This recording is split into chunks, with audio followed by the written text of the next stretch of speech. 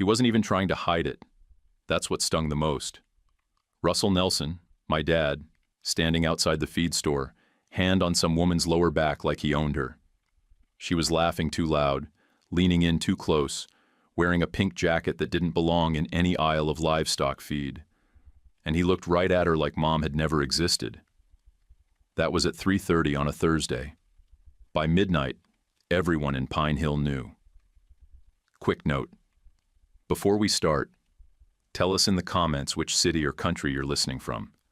Let's see which corners of the world we've gathered from today. Thanks. And now the story.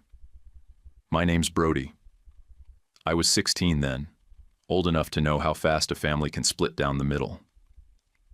We lived in a 2-bedroom apartment above Tanner's Pharmacy, quiet street, louder whispers. I was the oldest, me, then Carter, and I was the one who kept things steady when Dad blew it all up. Mom didn't scream. Nicole Nelson never raised her voice if she could cut deeper with silence. She folded his things into 2 suitcases, shirts still warm from the dryer, zipped them shut, and set them by the door. Then she told him he could still see us, but not here. Not anymore. Then she ironed a blouse. Just ironed, like it was any other Tuesday. After that, I found her on the kitchen floor, back against the wall, crying into both hands like she didn't know what to do with all that hurt. That first week was brutal. The house sounded wrong. Too much space, too many echoes. No sound of his boots thunking against the doorframe. No dumb Elvis songs from the bathroom. The hall rack looked empty without his giant jacket swallowing up a whole hook. I remember Carter asking if we were still a family. I told him yes, because someone had to. We spent the first night at Grandpa Williams' place. He was Mom's dad, William Carter, used to be a print guy at the town paper. Retouched photos with a grease pencil back when that meant something. He didn't ask what happened. Just made us tea, put extra blankets on the couch, and let Mom sit there like she was somewhere safe. That mattered. A month later, the apartment across the hall, 3B, got rented out. I was on the steps eating a granola bar when the moving truck coughed to a stop outside. Chairs came out first, then a lamp shaped like a dancer, boxes with duct tape all over them. The door swung open, and there she was, Tess Perry. Big earrings, long dress, hair up in a wild twist like she didn't care what people thought. And behind her was Grace, red hair, sharp eyes, same age as me, give or take. She didn't smile like she was being polite. She smiled like she already knew the punchline to a joke I hadn't heard yet. Tess got Mom talking. About dance classes. About shaking off the old. Mom smiled in a way I hadn't seen since before Dad torched our life. They made lasagna that night and brought it over. Raspberry pie, too. Tess raised a glass and said, "To change." And Mom said it right back, like she meant it. I didn't like it. I didn't want some new setup, some new rhythm. But Grace started walking to school with me like we'd always done that. She talked a lot, about numbers and logic and patterns, asked what I noticed even when I didn't say anything. I didn't answer much at first. I was used to observing, not joining in. But she kept showing up, and Mom stopped looking like she might shatter when the phone rang. Our house didn't feel like a crime scene anymore. Not with Tess lighting incense and humming old records. Not with Grace making lists and asking real questions.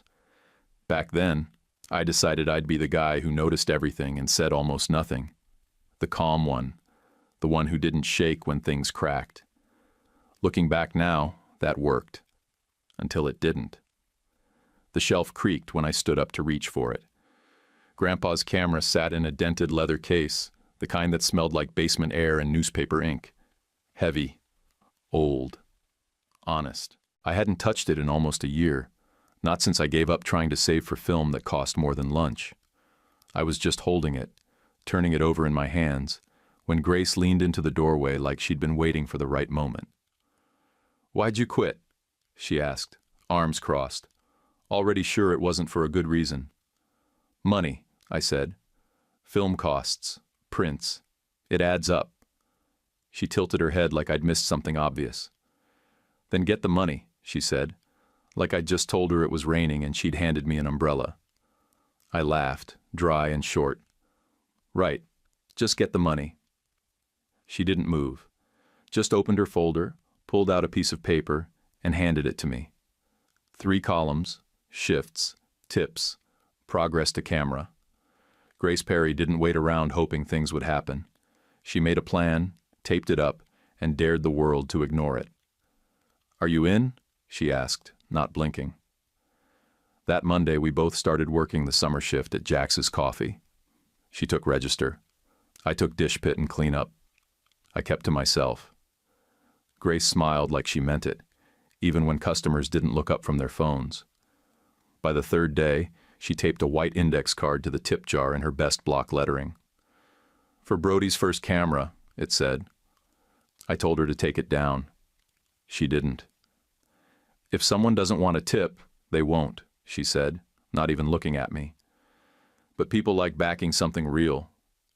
She was right. I hated how fast she was right. The first day we put it up, we got $12 in tips. By the end of the week, over 80. Then Grandpa handed me a little envelope. Inside were 12 prints. Black and white, a little faded, mostly shots from the park and the local fair, people mid-laugh or lost in thought. "These were yours," he said. "You forgot them. If anyone asks, show them." I carried them around in a sandwich bag tucked in my apron pocket. Most folks didn't ask. But one Thursday afternoon, a man in a slate gray suit came in, ordered an espresso, and looked straight at the tip jar, then at me. "You any good?" he asked. Grace didn't hesitate, reached under the counter, pulled out the little prints, and handed them over like she was selling gold. He looked through them slow, said nothing. Then he folded 3 50s and 3 20s into the jar. "Keep going," he said. Then he left. $240. Just like that. We hit the $1,000 mark by the end of August. Tips, extra shifts, mowing jobs I hated, and a raffle Tess ran at her dance class where the prize was 1 free lesson and a pie. I scraped together another $230 from yards nobody wanted to touch, gravel patches, weeds as tall as my waist. I bought a used mirrorless camera with a fast 50mm lens. The first time I clicked the shutter, it hit like a seatbelt across the chest. Sudden, tight, and real. That night, Grace brought over a new chart, labeled shots per week. She set a goal, 750 frames by Labor Day. "That's insane," I told her. She grinned. "You're stubborn. Prove it." I hit 803, because I'm not built to stop short once someone believes in me. When I showed Mom the camera, she raised her eyebrows but didn't smile. "Just finish school first," she said. "I will," I told her. And I meant it. I owed her that much, even if I knew I'd already handed my heart over to the viewfinder. That fall, I stopped taking pictures of people smiling on cue. I started shooting the in-betweens, the edges, light on broken sidewalks, steam curling from manholes, kids racing grocery carts through the Food Lion lot at dusk, a man holding a bag of lemons like they were made of glass. Grace came with me most weekends. She didn't ask me to explain what I shot. She just asked one question. "What's the story here?" Sometimes I didn't know. Sometimes I lied. But eventually, I started answering. Not just with words, with the pictures, with the silence between the shots, and with the way her voice made me pause, focus, and click. I stayed close to home and called it a plan. Philology sounded like something a guy in a blazer might say at a dinner party. I was 18, and it sounded just serious enough to make Mom exhale. So I signed up at the state college, put my name on the roster, and started showing up. I didn't fake passion. I just did what I was supposed to. Clean papers, deadlines met, no excuses. It felt like a quiet apology for making her worry too long. Grace picked finance. That made sense. She liked order, logic, numbers that stayed where you left them. She called it boring but stable. I watched her crack open spreadsheets like puzzles and color code problems until they gave up. She took a part-time job at the campus library too. She liked labeling things, said it helped her sleep. I believed her. I shot nights and weekends, weddings mostly, moms crying in church basements, groomsmen trying to be funny. I took family photos around Christmas, traded packages for gift cards more than cash.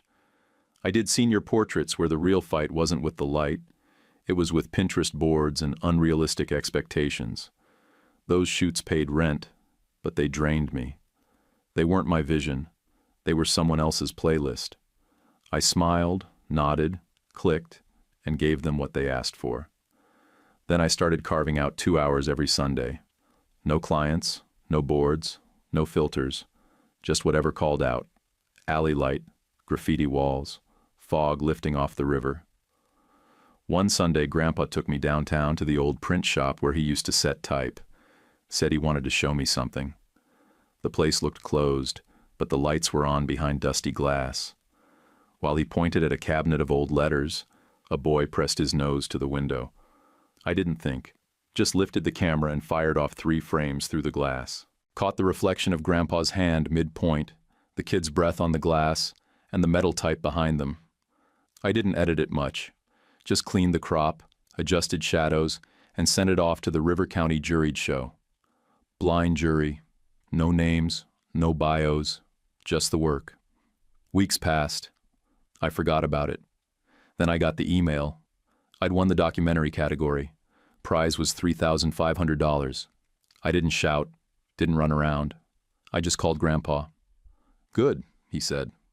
Then paused and added, "Don't get cute. Stay true." That hit harder than any award speech.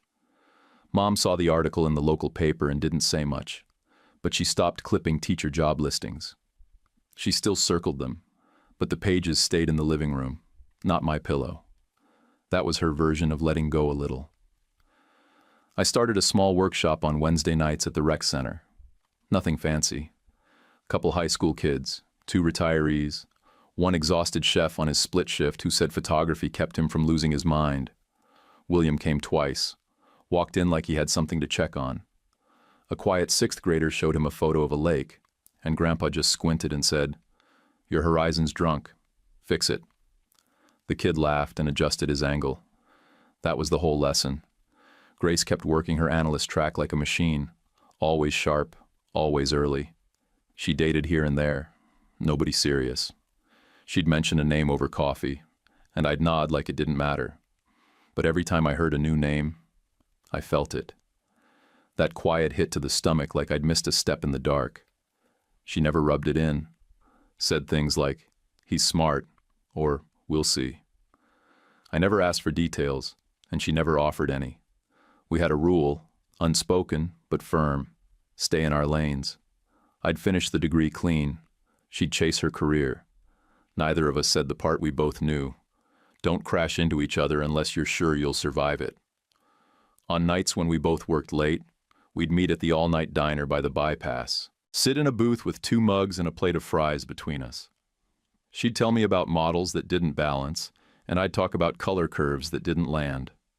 It wasn't romantic, but it was more than nothing. One night she slid a flyer across the table. "You should teach a real class," she said, "not just the rec center." "Maybe after the degree," I said, already knowing I wouldn't wait that long. We both sipped our coffee. Neither of us looked up for a long time. I kept shooting on my own terms. Got a lucky 2nd place in a state fair contest with a shot of a truck stop lit up at 3 in the morning. Grace framed it for me. Didn't say much, just handed it over one day and said, "Put this where you'll see it on bad days." I did, right above my desk, next to the degree I was still pretending to chase. We weren't together, but we weren't apart either. There was a tension there, like a photo that won't quite focus, no matter how much you adjust. I was still filing papers and submitting projects, but my heart was out in alleys and old shops, chasing stories most people walked past. She kept showing up, though, with charts, with questions, with her stupid quiet belief that I could do more than I thought. Grace kept showing up, and I kept letting her, even when I knew I was leaning too far in. But then came the city. Bigger walls, colder lights, louder everything. I moved for work. A gallery job downtown, 2 floors up from a florist that always smelled like cold leaves and potpourri that never sold. Rent was steep, the air was dry, and for the first few months I lived like someone who hadn't unpacked yet. I was still chasing frames more than furniture. 4 years after college, my photo series, small, quiet, nothing loud, got a corner at the Wilton Gallery. I was standing near the exit, trying not to sweat through my button-down, when she walked in, and the room seemed to reframe itself around her. Angela Mitchell. She was tall, maybe 5'10", in black from neck to ankles, walked like she'd memorized the rhythm of her heels. She didn't check her phone, didn't smile out of obligation. She moved with that sharp stillness I'd only ever seen in dancers or wolves. People noticed her before they even looked.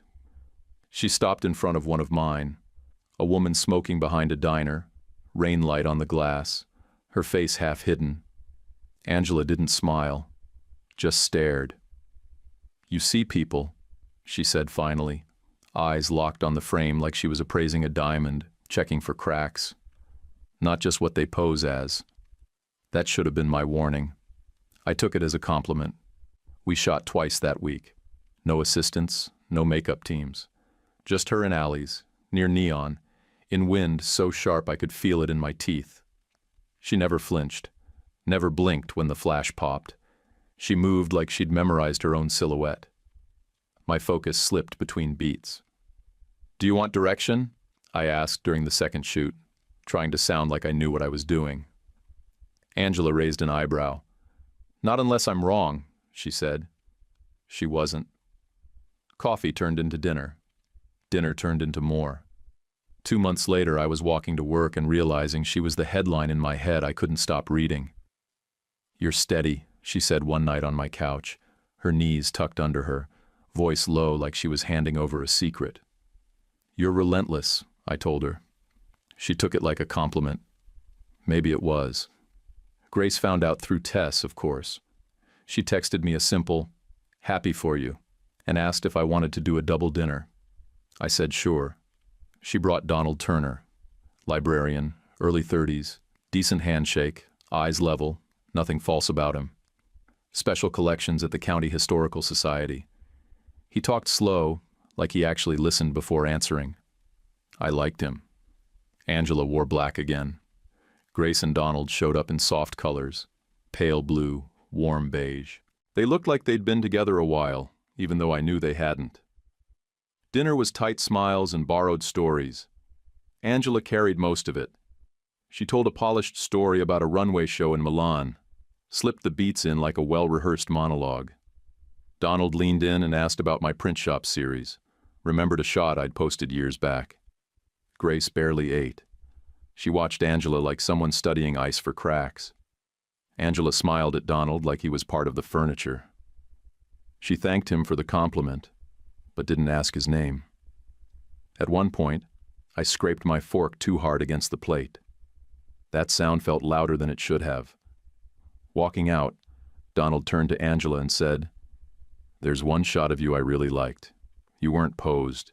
It was just you, leaning against a door, laughing at something."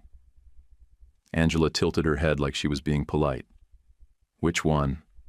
He described it, beat for beat. Her hair was down, light from a kitchen window, mid-laugh. She didn't remember it. In the Uber, she leaned her head against my shoulder like we were normal. "I'm tired of being on," she whispered. I believed her. I also realized in that moment, she didn't know how to be off. A week later, she moved a toothbrush into my place, then a garment rack, then half her wardrobe. I cleared a drawer without being asked. Told myself this was what grown-up relationships looked like. Shared closets, split rent, takeout 3 nights a week. Grace texted me a meme the day after Angela moved in.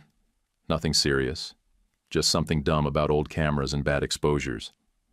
I laughed, didn't reply. Angela started calling me the calm. Said I centered her, that I wasn't like the others, that I didn't chase her spotlight, and that made me different. It felt like praise. It was probably a warning. We got into a rhythm. Gallery openings, branded shoots, nights where she was too wired to sit still. I let her pace. I let her be the show. I didn't ask for quiet. I didn't ask for more. Grace invited us to a fundraiser a month later. Book preservation, of course. Donald was chairing it. Angela showed up late in a silk jumpsuit that made heads turn and tongues trip. She didn't mean to outshine the room. She just didn't know how not to.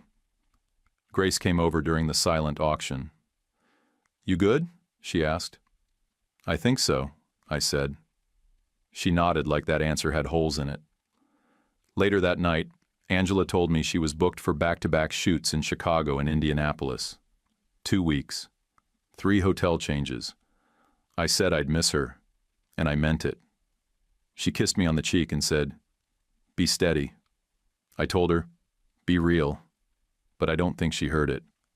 Angela called it classic. The barn, the linen, the invite fonts. She said it all felt grounded, and her team nodded like they'd planned it themselves. 9 months after that first gallery corner, we signed at the courthouse and threw a reception at a refurbished barn Tess swore had the best dance floor in the county. The lighting was warm, the caterer wore flannel, and people called it elegant, with that pause before the word like they weren't sure it applied. I told myself it was only static. I told myself a lot of things. She was 31. I was 27. That gap showed in places. Her phone always buzzing, my shoes always scuffed. But we smiled through it. People said we made sense. Ambition plus calm, fire plus foundation. I nodded like I agreed. The honeymoon was a week by the water. Cold sand, paperback books, pancakes too big for one plate. I shot her with a camera I didn't bring for work. She covered her face with her book and yelled, "No photos!" But her feet were still sandy, and she laughed. I looked at the ring on my hand and felt 20 kinds of lucky. Work picked up fast. I started turning down shoots that didn't line up. I wanted projects that said something. She booked campaigns and fashion covers. She did a dating app ad I hated. The concept was empty. The lighting was loud. "It's a job," she said, kissing my cheek like punctuation. I told her I didn't like it. She told me I didn't have to. At events, I'd watch the air shift when she walked in. Heads turned as if the center of the room had moved. I used to think that was power. Over time, it felt more like noise. People looked through me to get to her. At first, I didn't mind. Then I noticed I was shrinking. At home, she stayed on. Even in sweatpants, even while brushing her teeth, she held posture like a casting director was watching. Stillness made her restless. I'd ask soft questions. "What was your favorite moment today?" And she'd pivot to weather or press. I started talking less. My words bounced off her like static. Grace got a promotion at the firm. Donald started curating a small exhibit on the history of local printing. We met up for tacos to celebrate. Me and Angela, Grace and Donald. They sat across from each other like bookends. Polite, steady, a little too practiced. Angela complimented the salsa and took a call halfway through dinner. Donald didn't blink. Afterward, I walked Grace to her car. I told her I felt like I was married to an image. She didn't flinch, just said, "Then stop photographing the image." That one landed sharp. I started thinking about resets. I missed the days where the small things cracked us up. I missed messy hair and ugly pajamas. I missed real. So I made a plan. Fly out to Indianapolis where she had a shoot, book a hotel room in the same place, knock on her door with something dumb and spontaneous. I bought a cheap bow tie from a strip mall and talked the room service guy into letting me carry the cloche myself. Inside, 1 donut, 2 champagne mini bottles, and a note that said, "Let's reset. Door surprise level, medium." I was nervous, but in a good way. I walked that hotel carpet like a dork in a bad indie movie, heart thudding, tie crooked. Room 419. I knocked once. The door opened halfway. Not Angela. A man. Hotel robe. Hair damp like he'd just come out of the shower. He looked at me for half a second like he wasn't sure if I was staff. Then from behind him, I heard her voice. Angela's voice. Casual. distracted. "Who is it?" She didn't come to the door. She didn't call me by name. The man blinked. I blinked back. I said the only thing my mouth could make. "Wrong room." Then I walked away. I made it back to my room and sat on the floor with my back against the bed like the building might tilt.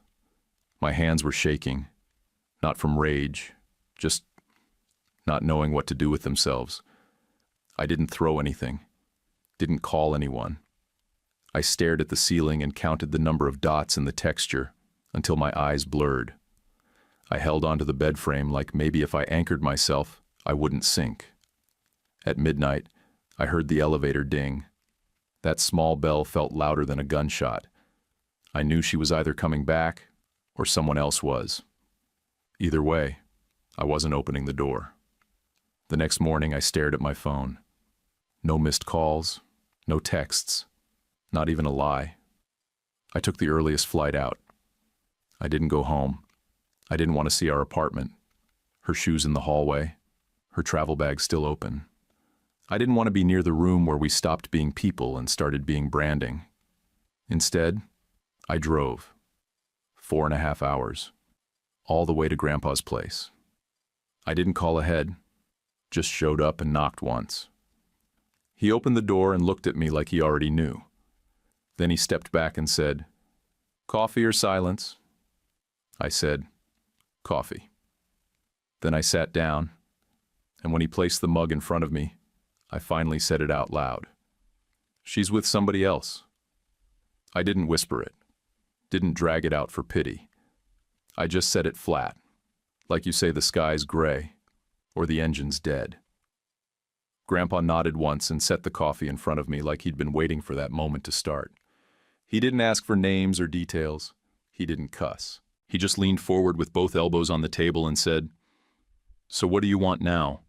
Anger, quiet, something in between?" I didn't answer right away.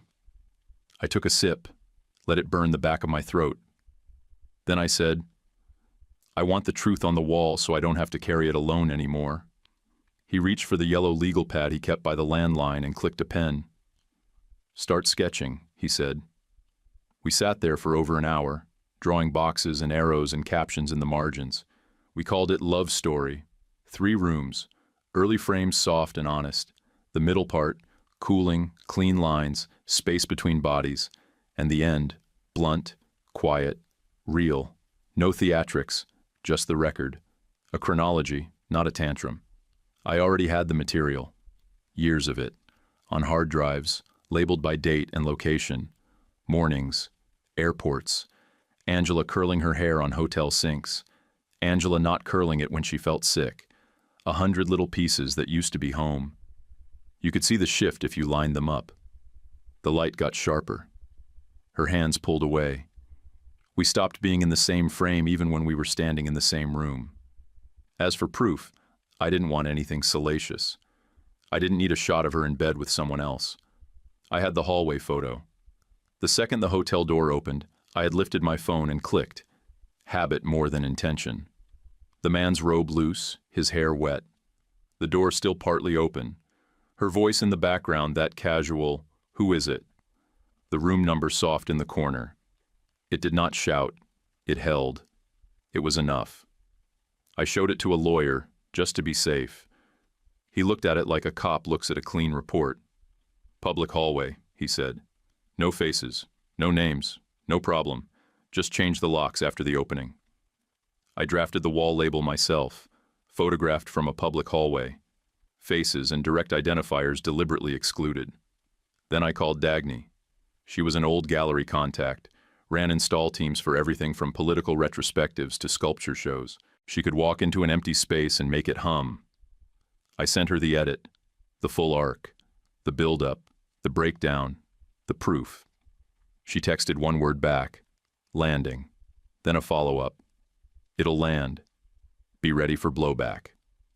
While we prepped the exhibit, something strange happened on the side. That print shop photo, the one I took of Grandpa and the kid at the glass, started picking up traction. The juried show published the winners, and somehow the State Museum saw it. They bought a print for $900. But that wasn't the part that stuck. When the jurors' notes were released, one line hit me in the gut. Praised for timing and restraint. I read it 3 times, then once out loud. The blind part mattered to me more than the check. No name on the entry. No one voting for me because of who I was. Just the work standing on its own.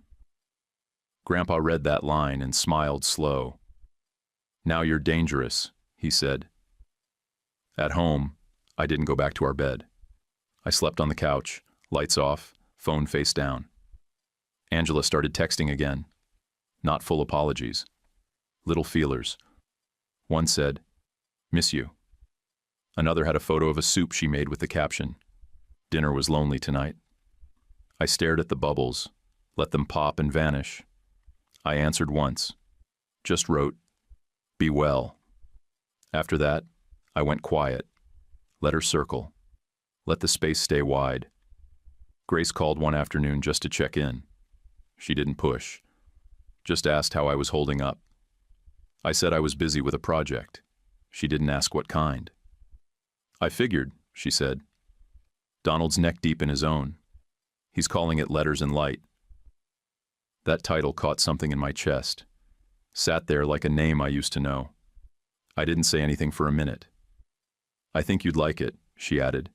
"It's small, thoughtful, quietly ambitious." I smiled at that. "So basically your type." She laughed. "He is a good man, Brody. Probably the best kind. He listens to everything I don't say." I didn't know what to do with that, so I just said, "Then don't let go." But I was lying. I already knew how that story would end. Dagny came down to the gallery space the week before install. We walked the floor, taping outlines on the walls, checking flow. She pointed to the last room and said, "Don't hold back. People feel when you blink." "I'm not blinking," I told her. "I'm just editing with a scalpel." She grinned. Good. Polite art slips past people. The night before the print delivery, I opened the final folder again, checked every crop, checked the colors, even on the black and whites, checked the hallway photo one last time. It held. It told the truth without saying a word too loud. I added one last frame, a self-portrait, shot in the studio, just me and the camera, no color grade, no background polish. It wasn't about looking good. It was about being seen without flinching. I stayed up until 4 the next morning checking placements. Dagny helped lay it out. 3 rooms, 3 temperatures. We taped floor titles in masking tape, just words for now. Room 1 ran warm, natural light, cream walls, early days, mirrors, laughter, airports, sleep. Room 2 flattened out, frames cooler, spaces longer, less color, more control. Room 3 went cold. Dim light, grayscale, clean lines like a doctor's office. Dagny stood in the last corner and said, "People are going to shift their weight in here." I said, "Good." I wrote the wall text myself. No fluff. Each room got 4 sentences. No more. I said things like, "This is where we started before we knew what we were risking." And some distances aren't loud. They just last. William read them all and circled one line. "Cut this," he said. "Trust the pictures." I did. Then came the invites. I emailed 5 people. Mom, William, Tess, Grace, Donald. No subject line. Just the time, the gallery name, and personal work. I added one more. Angela. Opening Saturday. 3 o'clock. Personal work. She replied 5 hours later. Heart emoji. Then, proud of you. The night before the show, Donald texted, "Can we talk? Boathouse, 8." I almost ignored it, but something told me not to. He was there early, walking tight circles near the benches. I walked up, hands in my jacket, waiting for him to start. "You're not her friend," he said. Voice calm, not angry. I didn't say anything. He kept going. "Not really. You're the man she measures her life against. I'm a good guy, Brody, but I'm not her story."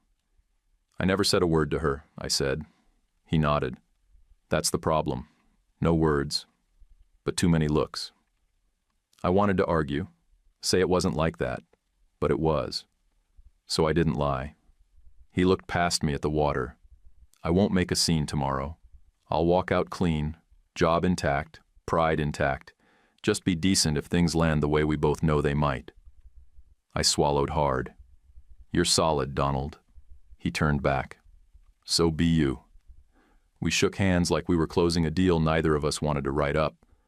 When I got back home, I boxed up Angela's things. Makeup, hangers, half her shoes.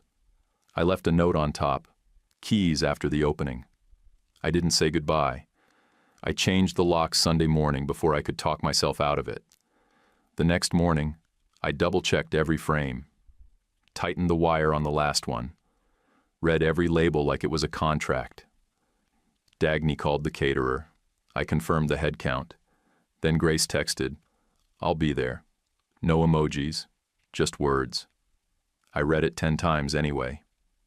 That afternoon, Mom came by with sandwiches from the corner place we used to hit after school.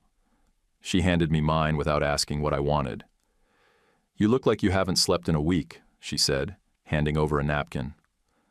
"I'll sleep after Saturday," I told her. She looked at me for a long second. "No, you'll start after Saturday. Sleeping's not the same thing." She was right. I didn't argue. That night I left the lights off and sat in the middle of the gallery floor with a notebook. I didn't write anything. Just sat there, breathing in paint fumes and silence. I let the quiet stretch all the way out. When I got up to leave, I glanced at the final wall again, where the proof photo would hang, where the silence would say the rest.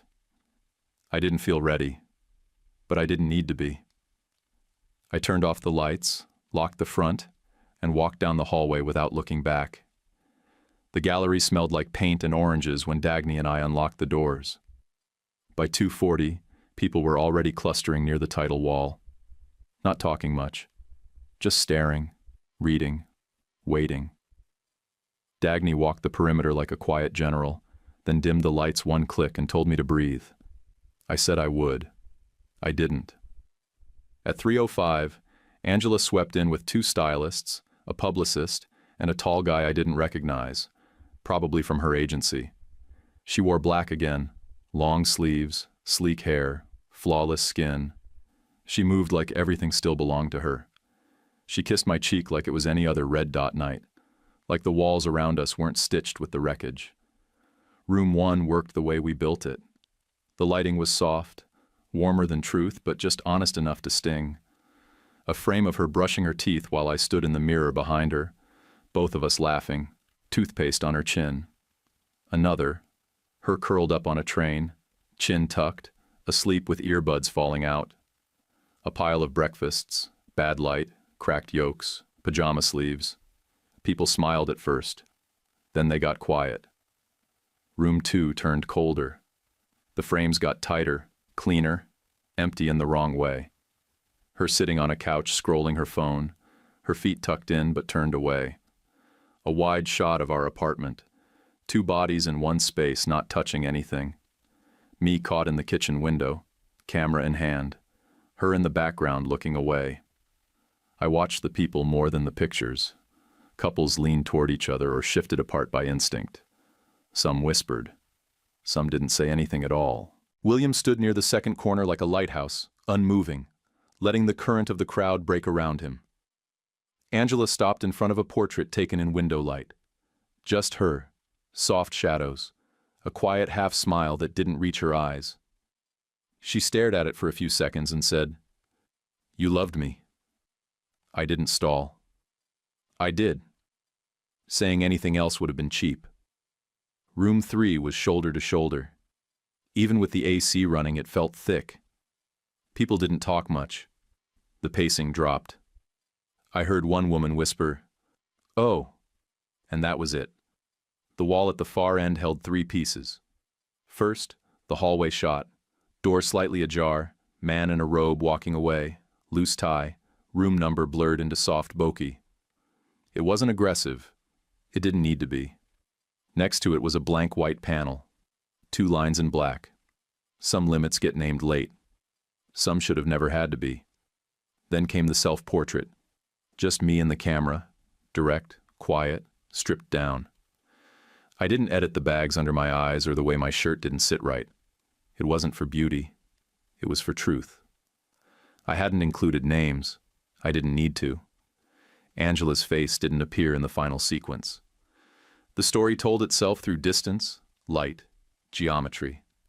The label beneath the proof photo read, "This is where a person stops pretending." I saw Tess reach for Nicole's hand near the center bench. I saw Mom stand straighter, her shoulders finally dropping half an inch like she'd been holding them up for too many years.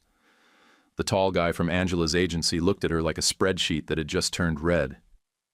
Angela's publicist came over and lightly touched my arm. "You could have called," she said, not accusing. "Just tired." "I did," I said. She didn't argue. She knew about the missed calls. Grace stood by William the whole time, arms folded, still, like she was waiting for something she already knew would arrive. Donald wasn't there. I didn't ask why, but I knew. Angela found me near the exit. She looked smaller, like the lights had burned off something she hadn't meant to give up. "Is it over?" she asked. I didn't look away. "It ended a while ago. Today we just put the truth on the wall." She nodded like that was the line she'd been waiting for, even if she already knew it by heart. People started clapping, soft and short, that gallery kind of clap. Palms quiet, faces tight. Some smiled like they weren't sure they should. Others didn't smile at all. A woman I didn't recognize stopped by the last wall and turned to me. Her voice was low, steady. "Thanks for not dressing it up," she said. I nodded. "That's all I've got." The next morning I heard a knock, one short, one soft, and by the time I opened the door, the messenger was already gone. He'd left a cream envelope, no return address, my name in Angela's handwriting. Perfect, upright, not a single loop out of place. Inside was one page. "Thank you for the truth." I couldn't stop performing.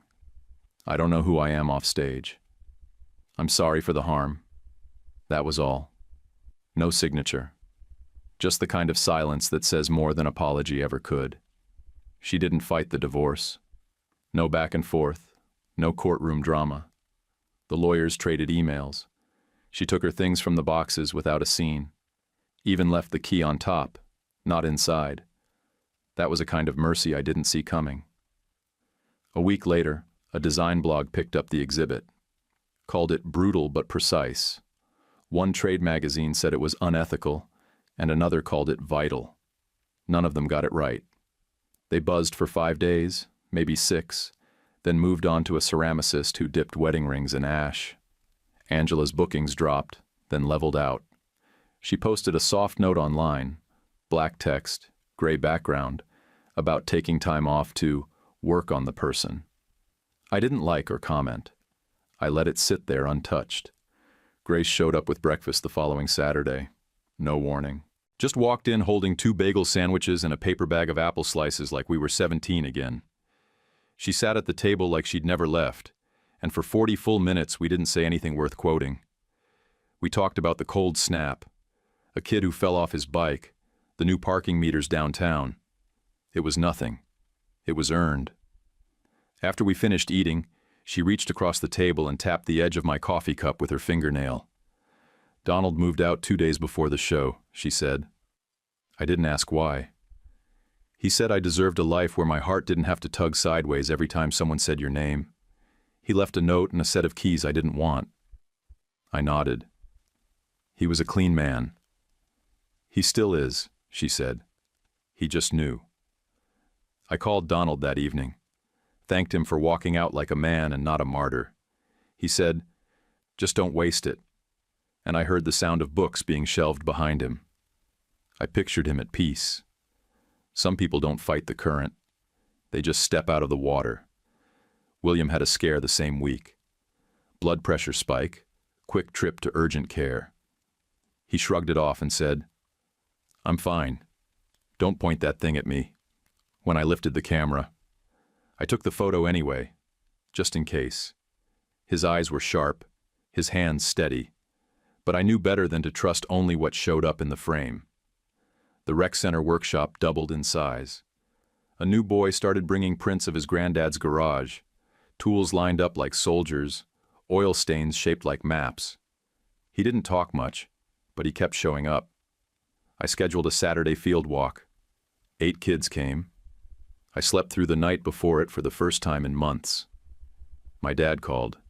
He'd heard some half-true version of the show through his second wife's cousin's kid. "You got time for lunch?" he asked. "Maybe later," I said, and meant next year. He didn't push. Mom didn't comment. That was her version of letting me handle it without a referee. Grace and I started walking at night, just slow loops by the river. Old shoes, light jackets. Sometimes she'd point out constellations she didn't know the names of, and I'd make them up. We didn't push. We just talked until the gnats found us. Then we turned for home. I was at Mom's, halfway through a leftover sandwich, when Tess sent me a text with a key emoji and an address. No words, just the symbol and the location. I didn't have to click the map. I knew where it led. 3B, the door we used to knock on when we were kids needing sugar, tape, or a story. I got there just after 4. The hallway still smelled like lemon cleaner and someone's bad takeout. I didn't knock. The door was cracked, just enough to say this wasn't a test. Inside, the light was warm and soft, the way it gets through old windows near dinner. I heard movement in the kitchen. A mug clinked, water running. Then Grace's voice. "Your mom said you'd stop by." That told me Tess had steered this whole thing. I didn't mind being steered toward this. Grace was standing by the stove, hair up, sleeves pushed back, making tea like it was more science than comfort. She turned, handed me a mug, and nodded toward the little table like it was waiting for us. We sat down at that same wobbly table where I once ate lasagna and said nothing for 10 full minutes. All I could hear was my own breathing and the old fridge buzzing like it never got replaced. Grace broke the silence first. "I have news," she said. "Donald left me a letter. It wasn't asking for another shot, just explaining how it ended. He said he didn't want to hold something that didn't want to stay. I cried when I read it, and then I didn't." I nodded. "He's a clean closer. I respect that." She nodded too, and we just let the space sit there. Then I told her about Angela's envelope, what the note said, how it didn't fix anything, but it didn't throw gasoline either. "It was the kindest version of a hard thing," I said. "That has to count for something." We sat with that for a while. Then we laughed about the tip jar at Jax's and the stupid goal of 750 frames that she made me chase like it meant something. We remembered Grandpa telling me to stop being cute and shoot honest. Neither of us said why that memory mattered, but we both knew. Grace rested her hands on the table and looked at me, eyes sharp but steady. "You were never just my friend," she said. "I know," I said back. Nothing more honest's ever come out of my mouth. I leaned forward a little, careful, not dramatic. "I don't want to be a rebound, or a grand gesture, or a story our moms pass around until it frays. I just want to be your quiet place when you need one, and your sharp edge when you need that too." She didn't answer with a speech. She leaned in and kissed me across the table, slow, sure, grounded. It wasn't some big bang. It wasn't a stage cue. It just landed and stayed. After, we walked outside. The rain from the night before had left puddles all along the curb. Streetlights hadn't turned on yet, but everything glowed soft from the clouds. She reached into her coat pocket and pulled out a small paper boat, folded neatly, the kind you make out of receipt paper while tea steeps and you wait. "I figured you'd show," she said. "So I made this." We knelt together and set it down in the biggest puddle near the storm drain. It bobbed once, leaned hard to one side, then found its balance and kept drifting. I watched it until it hit the far edge and bounced back. "I think we're going to be okay," I said. Grace looked at the boat, then at me. "We already are." Before you head out, let me throw something real at you. If you were in Brody's place, would you have exposed the truth the way I did, or kept the hurt behind closed doors? If you've got the hype feature, please tap it to boost this story so more people can find it. And don't forget to subscribe and hit like. It's a small click that helps us a ton. Drop a comment too, even a quick good story or your own take. Love you guys.